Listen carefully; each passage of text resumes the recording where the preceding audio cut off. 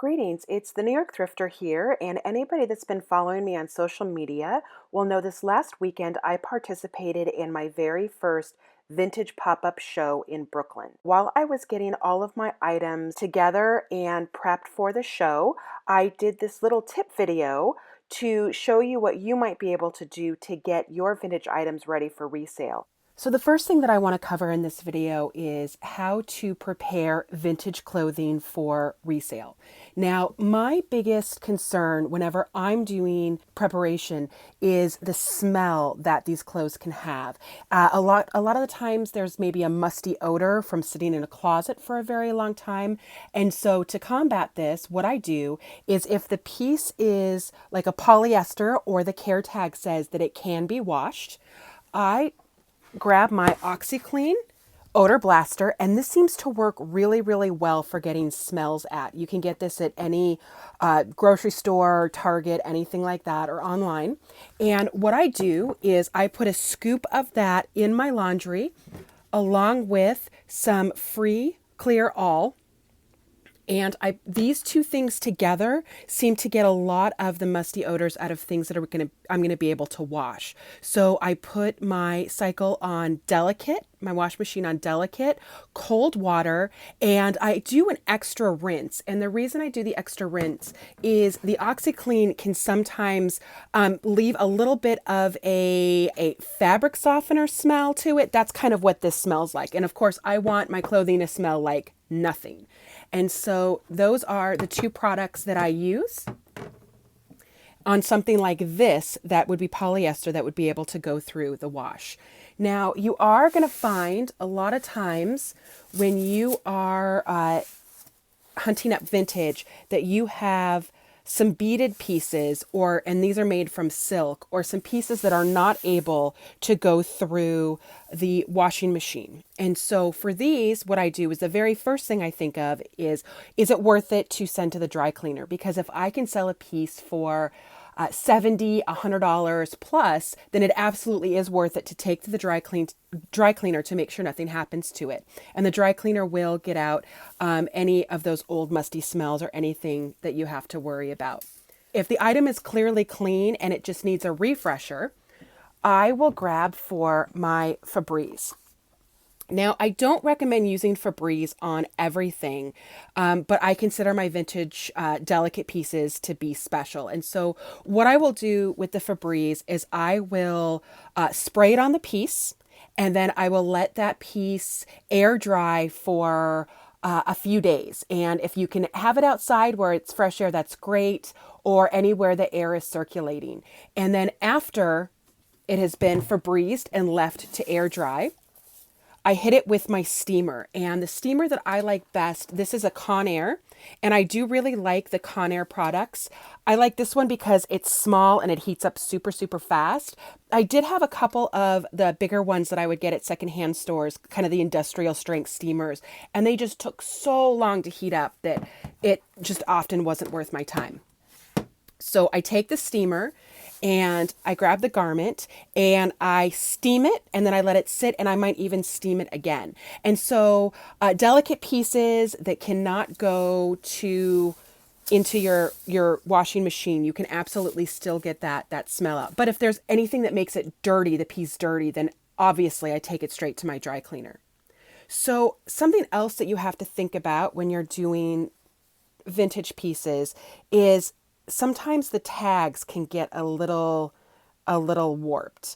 And so what I'll do for this, I will grab a hair straightener. Now this is just a little tiny one. It's a non-branded, I believe.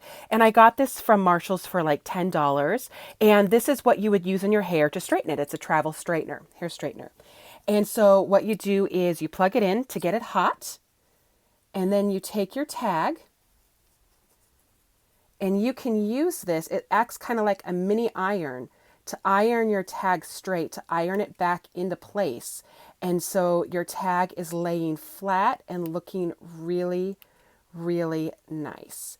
Now, you got to be careful. Obviously, you don't want to leave this on the tag for very long. You also don't want to touch the fabric of the outfit, because if it's silk or something delicate, then that would be bad. And you just touch this up until you have it the way that you want it. And then that looks much better, and people will be able to read the tag when they purchase it, and it looks very nice. Now, you're also going to see a lot of times with vintage, you have these strings. What I do for my pieces is I will start out by flipping a vintage piece inside out.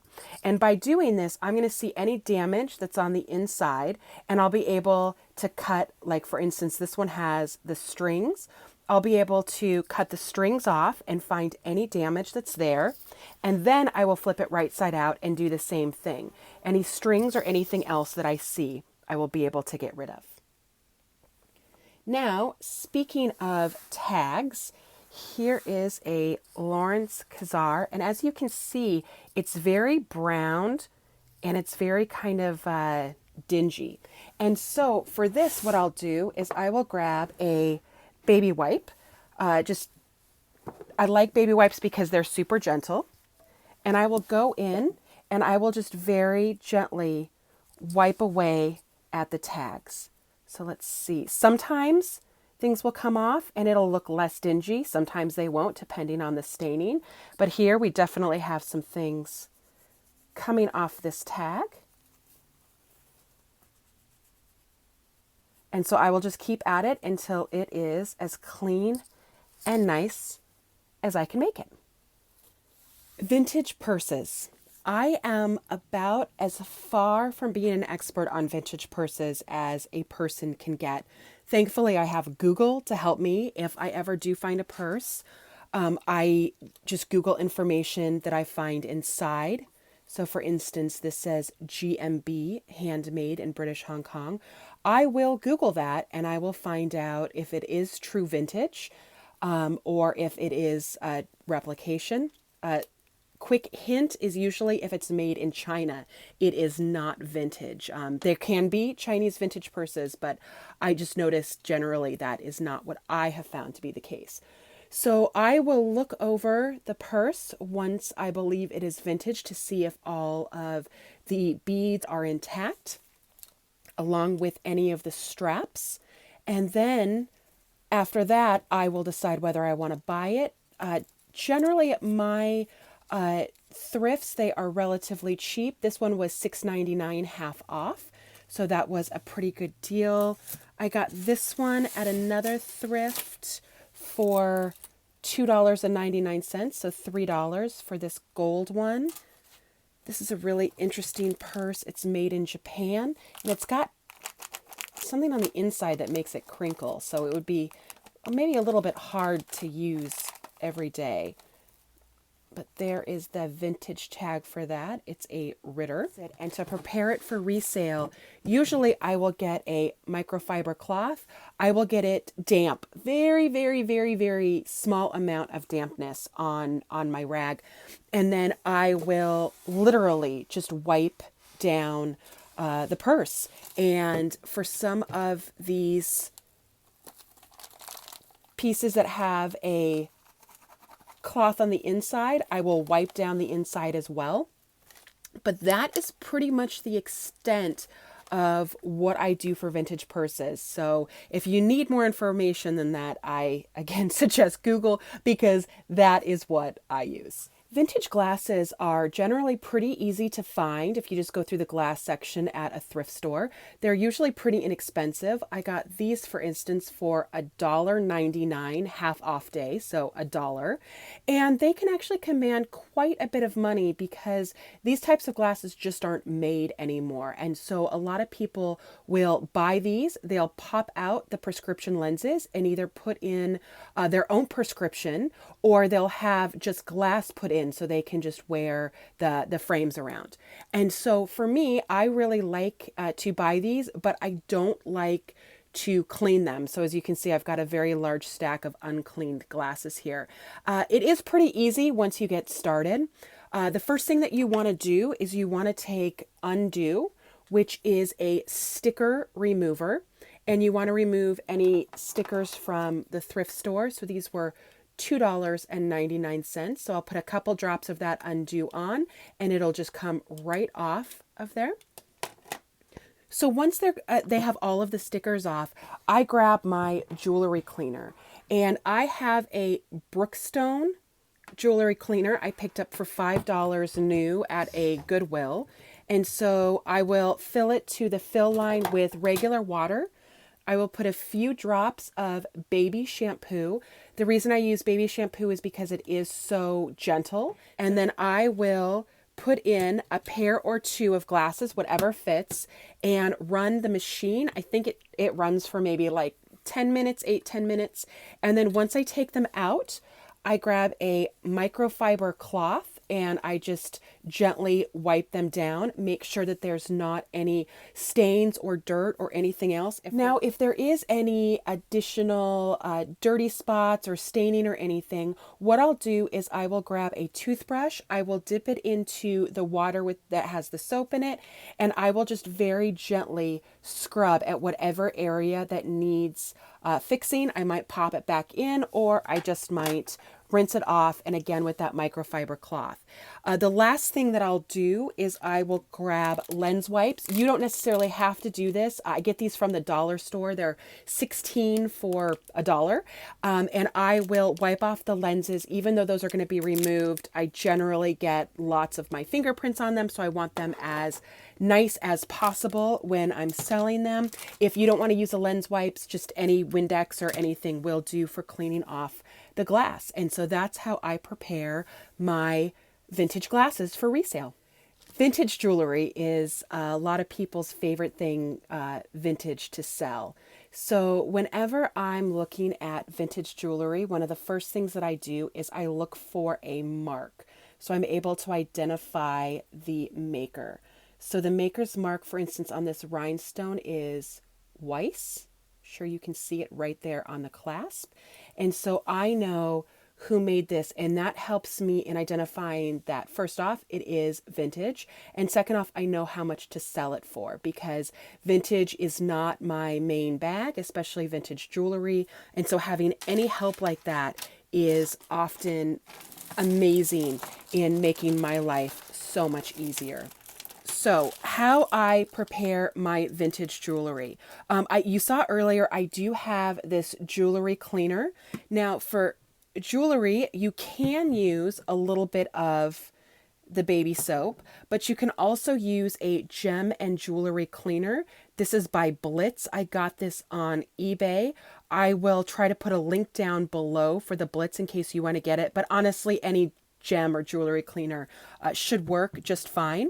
One thing that you want to think about though, when you're using a jewelry cleaner, especially on vintage pieces, if there are stones, the agitation of the cleaner can actually make those stones loosen, because there is a slight agitation in there and it can loosen the stone, so you can lose stones. So for rhinestones or anything like that, I generally tend not to use it. Also, you don't want to use any pearls in the jewelry cleaner. It can hurt the strain of pearls. What I do most of the time is I will actually go back to that trusty toothbrush, and I will also go to my baby shampoo and just get a super light solution of that, rub the toothbrush in, and then I will just very, very lightly go over the piece with the toothbrush, cleaning it very gently, and then I will take a very damp microfiber cloth, rinse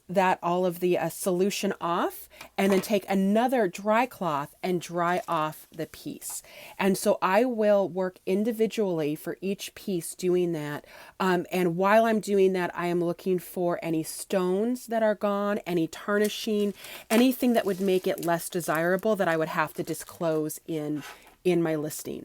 And so my tips for vintage jewelry, at least if you're not an expert at it, like I am not an expert, is check for the maker's mark and make sure you're as gentle as possible when cleaning them and finding any problems before you list. Now, if you want an expert on vintage jewelry, I do recommend an amazing, amazing YouTuber. Her name is Margaret, and she is Texas Gal Treasures. She also has a Facebook page where they discuss all things vintage jewelry. I highly, highly suggest you go over to her page and you check her out. Again, I'm going to have the link for her in the bottom. I watch her all the time. She has amazing content, and she knows vintage jewelry, like knows vintage jewelry. So that is my recommendation for you. For my final category, we have vintage shoes. I've got some Escada, Yves Saint Laurent, Emilia Pucci, Stuart Weitzman, Diane von Furstenberg, some Ferragamos. Over here, Christian Dior. I'm very, very pleased with my vintage shoe collection. I have not done anything with any of my vintage shoes yet. So this is about a year's worth of shoe gathering. And so let's go over how I want to clean them. So one of the things that I will do is I will grab a Clorox disinfectant wipe, and I will wipe out the inside of these shoes because a lot of times they can be very dirty, and the disinfectant wipe will obviously disinfect as it goes. So sometimes you'll find little dark spots. People wore the shoe and there's some dirt and staining in there. So by wiping them down with that, you will disinfect and get rid of any of that. So for me, that's step one. And so now let's talk about the outside of the shoes. So they can be very dirty. I use Angelus Easy Cleaner for all of my shoes. I just absolutely love this. I put a little bit on a cloth. I rub down the entire shoe anywhere that it is dirty, and this seems to do the trick for me almost every time. Obviously, if there's scuffing or something else, you might have to go and work it a little deeper. I will also grab my Scotty peeler. You'll probably recognize this because it's great at getting off stickers. And I will use this because sometimes people put in footbeds or other things. And so I will use this to very, very gently get any of the footbeds or anything else that people place in their shoes. I will take it off with this. And then if there's any sticky residue at the bottom, that's when I will grab the Goo Gone, not on the outside of the shoe, but on the inside of the shoe. And this will get rid of the sticky residue on that. Some other things that I have to help me out is some saddle soap, and I will use this to shine up the leather. That's a very common one. I have a suede stain eraser, and you just rub this over the suede and it renews it. So I really like that. And I also have some very, very fine grit sandpaper because on the bottom of the shoes, if it's leather and there's anything wrong with the bottom of the shoe, this will get out the different marks on the bottom, like if they're written on or anything. This really works very well. If the bottom of the shoe is not leather, then that's when I might grab my Goo Gone again, and that for the bottom of the shoe can definitely work. And finally, if you have any scuffing, like I believe, yes, we have some scuffing on the side of this shoe. There's a few things that can be used. You always want to start from the most gentle and work your way up from there so you don't ruin the shoe before you can clean it. And so the most gentle for this would be the Angelus cleaner and just spending some time there and trying to rub that away. Another trick that I know some people use is a white pencil eraser. So this is just a regular pencil. White on the end, and you can sometimes use this to literally erase scuffs. Let me see if it's going to work on this one. Nope, that doesn't look like it's working. So that's when you go in, you might want to use toothpaste. And I know that sounds kind of crazy, but it has a very, very fine grit that usually is not going to hurt your piece that you're trying to de-scuff, especially if it's something like this that's patent leather. So the next up, I will go for something like a crest just to see if I can get it out. And I know some people will even go to the extreme. I've heard them use nail polish remover with acetone in it. I have never tried that. I would be afraid of ruining the piece. I might actually just leave the scuff in at that point if I can't get it off. But it's just something to consider to get those scuffs off the shoes. So again, I'm going to get all of these ready for my pop-up shop that's coming. I will have that video of the pop-up shop coming soon so you can see everything as it is cleaned and hopefully going to be really nice. And so I will talk to everyone soon. If you have any questions about vintage, you can definitely leave them below in the comments. It's not my mainstay, but I will do my best to answer any questions. Again, Google is your friend. I very much suggest you use Google if you have any questions about this, looking for an expert, or if you are an expert and people have questions down below, feel free to hop on board and give some of your suggestions of what you use to clean your vintage pieces, and I'm sure everyone would very much appreciate it. Thank you so much for watching this video, and I will be uploading another one shortly.